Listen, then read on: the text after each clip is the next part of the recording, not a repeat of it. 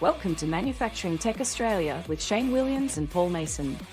I'm here with Latinka Kubert from Katten Industries. Welcome to Manufacturing Tech Australia. Thank you so much. Thanks for being on the show. Maybe you can tell us a little bit about Katten Industries. Yeah, we'll do. Katten Industries was established in 1994. We've been around for 31 years now. Ian and I purchased the business 8 years ago. So up until then, 12 years in that period of time, Ian actually ran the business, and when the opportunity knocked on the door, we decided to go for the plunge and become business owners. That's amazing. And what drew you to want to take the plunge? What drew us? That is absolutely a fabulous question. Ian actually has worked in manufacturing all of his working career, and he's very passionate about it. And the previous owner decided to sell and said, were we interested in purchasing it? And in life, either you go for it or you don't. So we thought, well, let's just see how we go. We decided to take the plunge. Awesome. Yeah. It's amazing that you've acquired this business and you're taking it to the next level. And I know you and I spoke offline earlier about the next generation of people and how they join your business. Do you want to talk to us a little bit about your ethos behind that? Yeah, it's quite interesting. When we purchased the business 8 years ago, and I did my first walk around and had a look at the staff that we had, my first comment to Ian was, we need to get a DFID, because what we noticed was that it was an ageing workforce. And for us, when we had the discussion of what does Katten look like for us and what does this business look like for us, it wasn't going to be a 5-minute or 5-year plan. It's a long-term plan. We now have our 3 kids that work in the business, and they've come from different career paths, and they've been able to bring their skill sets in. So for us, it was really about how do we get young people interested in manufacturing. So if I go back to when I went to school, the career path was girls went to high schools, boys went to a TAFE.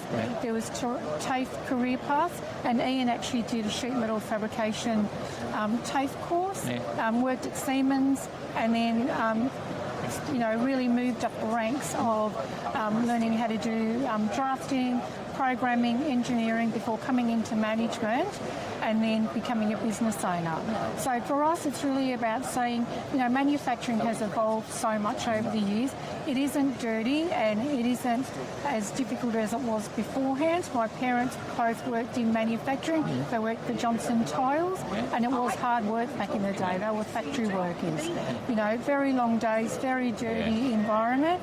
Whereas now, with the way technology is developing and the way that our machines are developing, we can be so much smarter in the way that we manufacture. So we can actually sell manufacturing to young people as a great career path, females and males.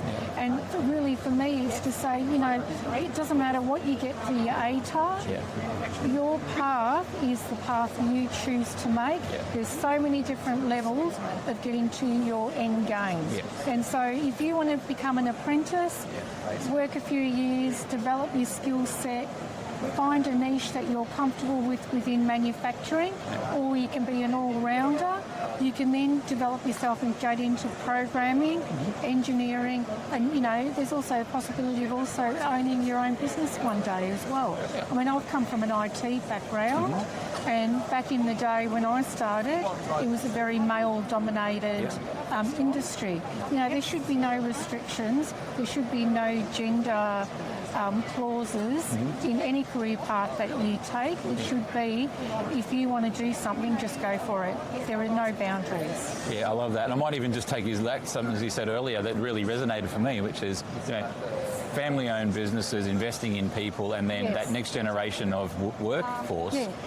We know we have an ageing workforce. We know that not just will people retire, but that IP is going to go with them. That's exactly right. And I imagine with your tech background, you're already thinking through how do we digitise this and how do we get that institutional knowledge digitised so that the next generation can quickly pick up the skills and move forward, right? I mean, if you have a look, and like I said, when we first started the business, the welders and the brake press operators, they've got so much skill set. The majority of them have probably got a good 10 years left in them. The new people coming through are looking for more technology. They don't want to do that hands-on manufacturing that my parents were used to.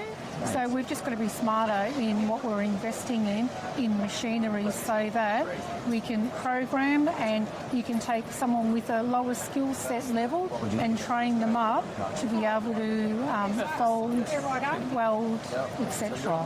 Yeah, absolutely. Yeah. And I think you mentioned earlier too about it shouldn't matter, gender shouldn't play into this. No, It's just absolutely not. it's a business like any other. There are opportunities there. There is. But it sounds like you've obviously leaned heavily into the diversity in your workforce, in your business. Could you tell us a little bit about the benefit of that?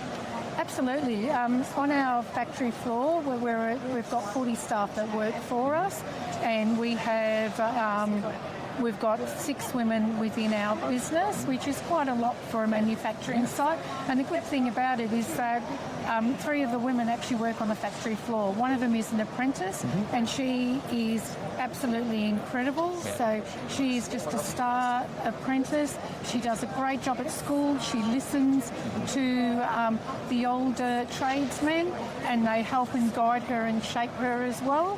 And she's a delight to be around. And it's just really great to see. We've also got another lady that does our powder coating, and she works actually with her son. Yeah. So it's a mother-son awesome. team, and it's absolutely fantastic. We've got another lady, then she has a younger family, so she works from 7 till 12 o'clock and comes in and she works in the fastening section.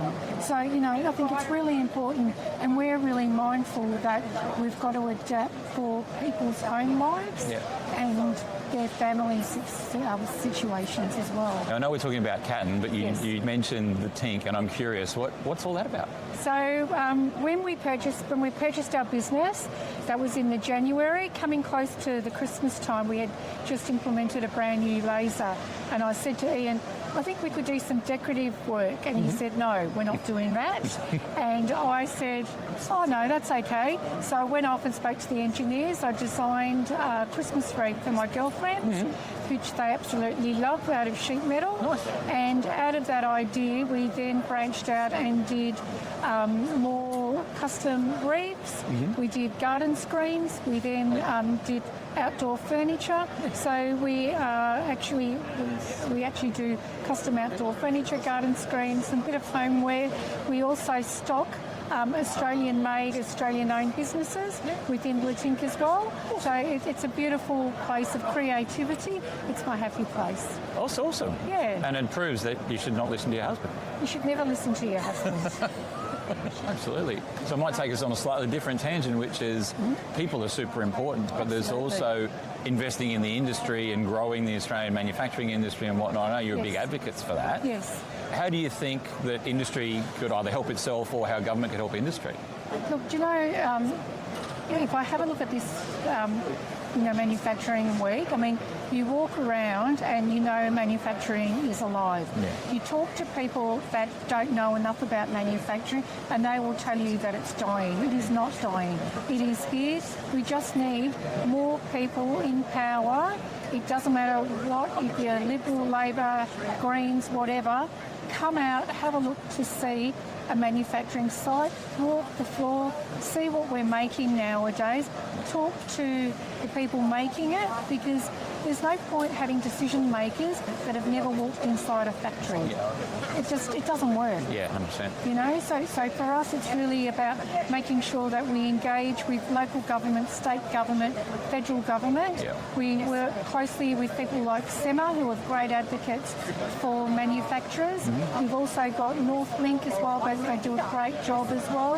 You've got Amtel that do a fantastic job. Yeah. These people are really trying to be the voice for businesses right around not only Victoria but Australia as well. And then with myself and Ian, we also work very closely with a lot of schools. We talk to career teachers, we talk to students, we do tours within Catton and with Tink. We have a small side business as well. And it's important for young people to see what manufacturing looks like, and they could potentially see themselves working in these industries. Absolutely. Yeah. So before we go, who's your ideal client and what would you like to tell them? For us, we're a sheet metal fabricator, so we are actually a jobbing shop. A lot of our customers are from all different walks of industry, so we do a lot for the rolling stock, we do a lot for the energy sector, we do agriculture, we do medical and scientific. We are quite a diverse range of work that we do. You know, more than anything else, you know, we just want to say to people is that remember, you know, let's keep manufacturing within Australia. Let's help develop and grow our industry, and let's make sure that we're around in 50 years' time, manufacturers. Right, and before we go, I just want to say congratulations on your recent award, Victorian Women Manufacturer of the Year. Yes, thank you. Thanks for being on the show. Thank you so much. Thanks for tuning in to Manufacturing Tech Australia with Shane and Paul, recorded on the traditional lands of the Bunurong and Wurundjeri people. For more information, jump on the manufacturingtech.au website. Remember to hit the follow button to join us again next time as we continue to explore the intersection of manufacturing and technology.